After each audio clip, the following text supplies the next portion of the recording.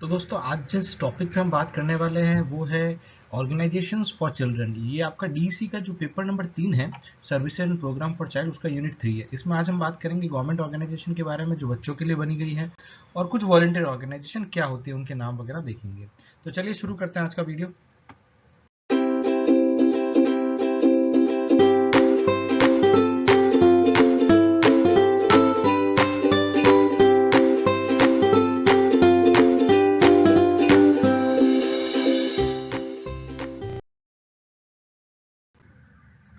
Hello, my self Abhishek Pariyar and I am your trainer from BPS academy. तो जैसा कि आप जानते हैं कि आज हम इस वीडियो के अंदर ऑर्गेनाइजेशंस फॉर चिल्ड्रन के बारे में बात करेंगे, यानी बच्चों के लिए जो संस्थाएं हैं उनके बारे में हम बात करेंगे। जैसा कि आप जानते हैं ये आपका यूनिट नंबर 3 है, डीईसी का पेपर नंबर 3 का। तो इसके अंदर पहले हम कुछ इंट्रोडक्शन करेंगे, समझेंगे ये क्या होती है ऑर्गेनाइजेशन जो बच्चों के लिए काम करती है, फिर वो कौन सी सरकारी संस्थाएं जो बच्चों के लिए काम करती है और कौन सी वो वॉलंटरी संस्थाएं हैं जो बच्चों के लिए काम करती हैं। तो सबसे पहले जो फैमिली होता है वो बेसिक यूनिट होता है बच्चों की देखभाल रखने के लिए। पर जैसा कि हम इर्द गिर्द देखते हैं, काफ़ी परिवार ऐसे होते हैं जो पैसा नहीं कमा सकते, उनकी फैमिली इनकम इतनी नहीं होती कि वो बच्चों का ध्यान रख पाए, उनका प्रॉपर लालन पालन कर पाए, उनको खाना दे पाए, अच्छा उनको कपड़े दे पाए, या उनकी जो भी बेसिक नीड्स होती है उसको फुलफिल कर पाए। इनफैक्ट इसी वजह से बहुत सारे some children are from this family are force to take up work to earn money for the family. और यही रीजन होता है कि बच्चों को बहुत कम उम्र में पढ़ाई छोड़ के फैमिली के लिए काम करना पड़ता है। तो इसी को चीज़ों को ध्यान में रखते हुए कि बच्चों को काम ना करना पड़े और बच्चों को बेसिक अधिकार मिले, पढ़ने का, अच्छे खाने का, कपड़ों का, रहने का, गवर्नमेंट ने कुछ प्लान्स और प्रोग्राम शुरू किए बच्चों के लिए। It is also the policy of government to encourage the support effort made by voluntary organisation.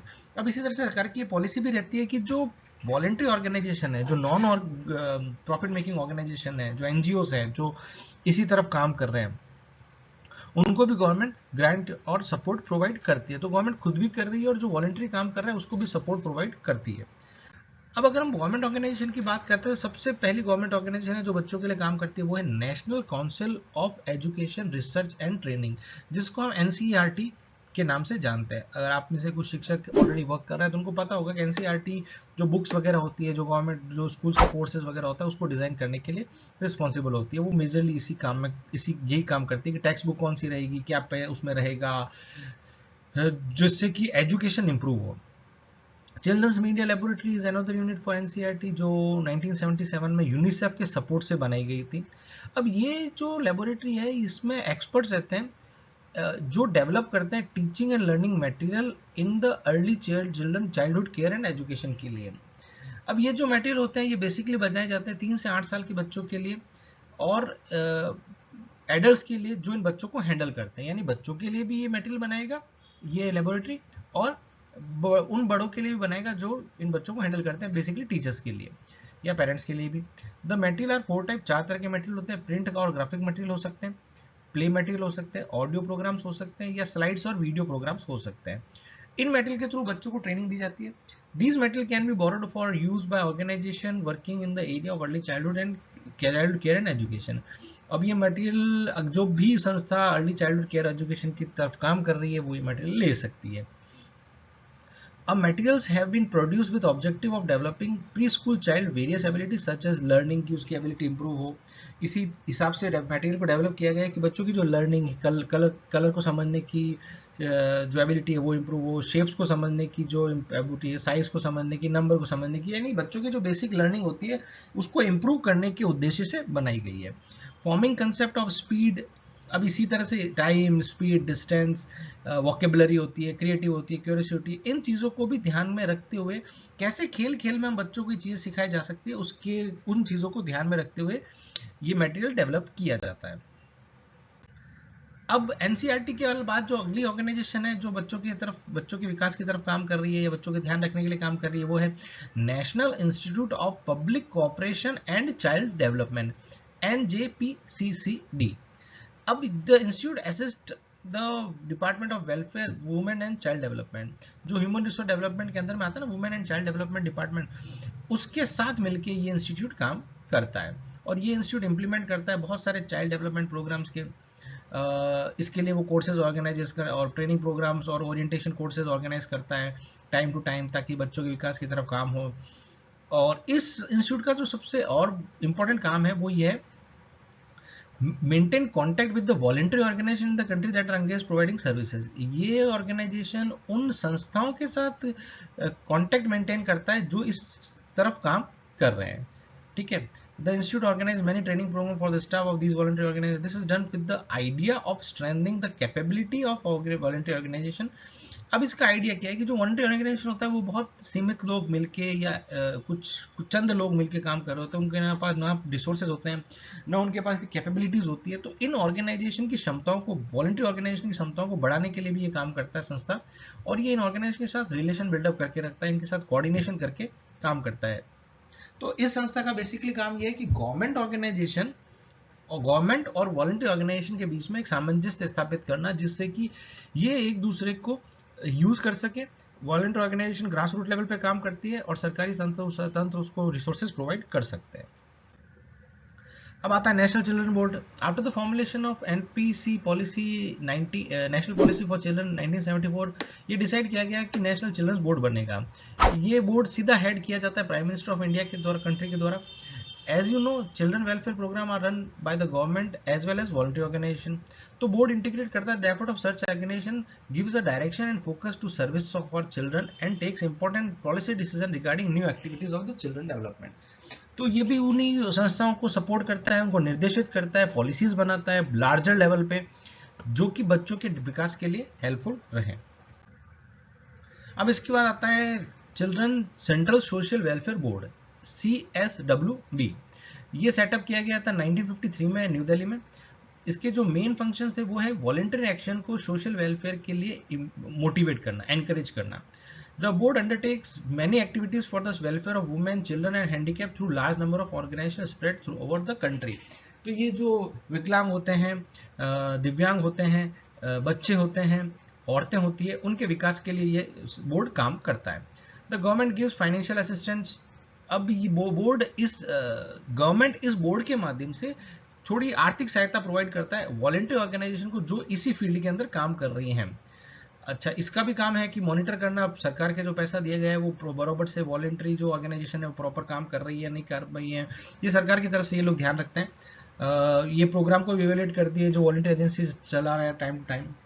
अब इस बोर्ड के जो कुछ प्रमुख प्रोग्राम है वो है awareness generation project for rural poor women, बालवाड़ी न्यूट्रिशन प्रोग्राम हो गया, condense courses for education of adult women हो गया, वोकेशनल ट्रेनिंग कोर्सेज चलाते हैं, क्रैशेस फॉर बच्चों के लिए क्रैशेस खोलते हैं, हॉस्टल खोलते हैं वर्किंग वुमेन्स के लिए, और महिला मंडल्स वगैरह बनाते हैं। अब इसके बाद कुछ वॉलंटरी ऑर्गेनाइजेशन होती है जो भी इसी तरफ काम कर रही हैं। तो जब भी कोई गवर्नमेंट प्लान करती है, एनी स्कीम जो गवर्नमेंट प्लान करती है वो जरूरी नहीं है कि कम्युनिटी के लिए उतनी फायदेमंद हो या कम्युनिटी के ग्रास रूट लेवल तक पहुंचे, अंतिम व्यक्ति तक पहुंचे। यहाँ पे जो वॉलंटरी ऑर्गेनाइजेशन होती है वो बहुत बड़ा रोल प्ले करती है, क्योंकि उनको पता है कि लोकल कम्युनिटीज की जरूरतें क्या है, वो कैसे वर्क कर रहे हैं, और कैसे हम उनके साथ उनको कैसे अपने साथ में लेकर काम किया जा सकता है। ये मोटिवेशन के लिए, कमिटमेंट के लिए जरूरत है, क्योंकि आम आदमी अगर हम बात करें तो उसकी सरकार की संस्थाओं तक पहुंच होना थोड़ा मुश्किल होता है, पर ये जो गवर्नमेंट वॉलंटरी ऑर्गेनाइजेशन है इनके ग्रास रूट तक पहुंच होती है। ये वॉलंटरी ऑर्गेनाइजेशन बच्चों के लिए काम करती है, सीधा उस आदमी के साथ जुड़ के काम करती है जिसको वाकई जरूरत है, और ये बहुत बड़ा कंट्रीब्यूट करती हैं। अब इन वॉलंटरी ऑर्गेनाइजेशन को 4 कैटेगरी में डिवाइड किया गया है। Voluntary organisation with national outreach, ऐसी वॉलंटरी ऑर्गेनाइजेशन जिसका ऑल ओवर कंट्री में पहुंच हो। फिर innovative project in the state में कुछ इनोवेटिव प्रोजेक्ट शुरू किए गए, उसके लिए वॉलंटरी ऑर्गेनाइजेशन काम करती है। फिर इंटरनेशनल वॉलंटरी ऑर्गेनाइजेशन, अंतर्राष्ट्रीय लेवल की वॉलंटरी ऑर्गेनाइजेशन है जो इस देश में काम कर रही है, तो वो भी वॉलंटरी ऑर्गेनाइजेशन है। फिर यूएन की एजेंसी, यूनाइटेड नेशन की जो एजेंसीज है उनके लिए। अब अगर नेशनल लेवल की वॉलंटरी ऑर्गेनाइजेशन की बात करें, नेशनल वॉलंटरी ऑर्गेनाइजेशन की जिनकी पूरे भारत में रीच है, तो उसमें आता है Indian council of child welfare, mobile crisis, SOS children's village for India, Bal Sahyog भारतीय, ये आप देख लीजिएगा और आप समझ लीजिएगा। चिल्ड्रंस बूट ट्रस्ट है, इनके बारे में थोड़ी थोड़ी नॉलेज ले लीजिएगा, पर ये वो नेशनल वॉलंटरी ऑर्गेनाइजेशन है जो बच्चों के लिए काम करती है, उनकी जो प्रेजेंस है वो ऑल ओवर इंडिया है। फिर आता है कुछ स्टेट के इनोवेटिव प्रोजेक्ट जैसे विकासवाड़ी, कौशल हिल्स, रुचिका, ये सब स्टेट लेवल के प्रोजेक्ट है जिसके अंदर वॉलंटियर ऑर्गेनाइजेशन इन्वॉल्व रहती हैं। फिर इंटरनेशनल वॉलंटियर ऑर्गेनाइजेशन आता है, सेव चाइल्ड, CF केयर है, कोऑपरेटिव अमेरिकन रिले, CRS है। ये सब इंटरनेशनल वॉलंटियर ऑर्गेनाइजेशन है जो इस देश में भी काम कर रही हैं। फिर UN एजेंसीज हैं जैसे कि यूनिसेफ है, WFP है, WHO है, इनके सब बारे में आप जानते ही हैं। तो ये वो ऑर्गेनाइजेशन है जो वॉलंटियर ऑर्गेनाइजेशन है पर देश में काम कर रही है। अब कुछ फाइनल वर्ड्स हैं मेरे इस चैप्टर को लेकर। देखिए, हर बच्चे को अधिकार है जीने का, खुश रहने का, एक प्यार भरे वातावरण में रहने का, अच्छे खाने का, कपड़ों का, शेल्टर का, पढ़ाई का, ये सब ज्ञान है। पर हर बच्चा इतना फॉर्चुनेट नहीं होता है जो इन सब चीज़ों को हासिल कर पाए। उनकी पेरेंट फैमिली इश्यूज हो सकते हैं या कोई भी दूसरे कारण हो सकते हैं। ड्यू टू फैक्टर्स लाइक गरीबी है, माता पिता का बहुत जल्दी देहांत हो जाना है, इवन ये जो बेसिक नीड्स हैं ये नेग्लेक्ट की जाती है परिवारों के अंदर, जो गरीब परिवार होते हैं उनके अंदर। In such cases children are looked after either by volunteer organisation और organise setup by the government.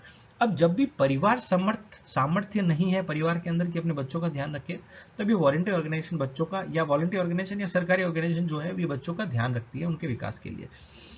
ये बहुत सारे सोशल वेलफेयर के वर्क करती है, डेवलपमेंट एक्टिविटीज करती रहती है बच्चों के लिए। और इसी के अंदर कुछ इंटरनेशनल ऑर्गेनाइजेशन है जो भी सपोर्ट करती है बच्चों के वेलफेयर के लिए सरकार का। So thank you very much. मुझे उम्मीद है आपको ये वीडियो अच्छा लगा होगा, और अगर आपको ये वीडियो वाकई अच्छा लगा हो तो इसको अपने दोस्तों के साथ शेयर कीजिए, क्योंकि हमने देखा है कि बहुत सारे लोग हमारे वीडियो तो देखते हैं पर सब्सक्राइब नहीं करते। तो please share and subscribe our video. So once again thank you very much.